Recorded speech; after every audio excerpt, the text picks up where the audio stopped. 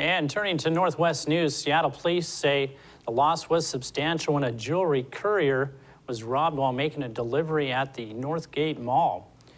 As he was getting out of his vehicle with a suitcase of jewels and diamonds, they pushed the courier, grabbed the suitcase, and punctured his tires.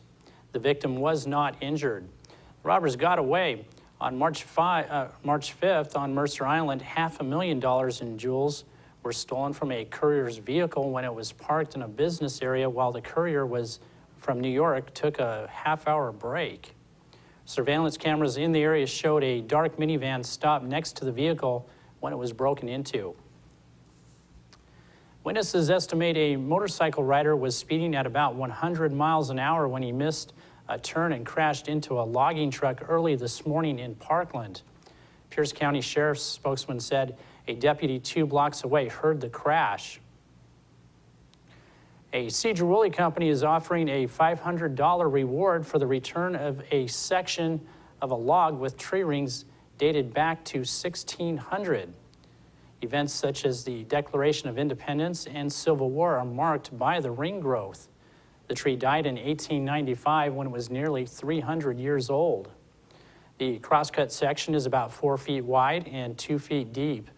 Until a couple of weeks ago, it was on display in Hamilton on property owned by a Cedar Woolley engineering and manufacturing company. Marketing Director Kathleen Olson says the piece of Skagit Valley logging history weighs several hundred pounds and would have required heavy equipment to move. Olson says she hopes it was taken by a history buff and not for firewood. Washington utilities and regulators are reminding homeowners, landscapers, and construction workers to call 811 before you dig. A free service will locate and mark utility lines on a property to prevent lines from being damaged or cut. The Spokesman Review newspaper reports tougher penalties went into effect this year in the state for violators.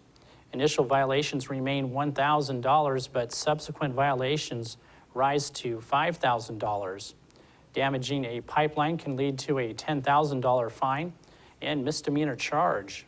Spokane-based Avista Utilities has about 6,000 miles of underground electrical lines and nearly 7,700 miles of natural gas lines in the Northwest. Last year, the Call Before You Dig service was called nearly 81,000 times for Avista lines, but they were still hit more than 500 times. Recent warmer days in eastern Washington prompted asparagus to start sprouting, and workers are harvesting the spears on farms around the Tri-Cities. Pasco farmer Gary Larson said the quality is good and he has enough workers. He says growers are waiting for warmer weather to spur the asparagus growth faster. The U.S. Department of Agriculture says about 4,700 acres of asparagus were harvested last year in Washington, and the crops are worth about $18 million. Most of the acreage is in Benton and Franklin counties. That's going to do it for us here at iFIBER 1 News. We want to thank you for watching, and we'll see you again tomorrow night.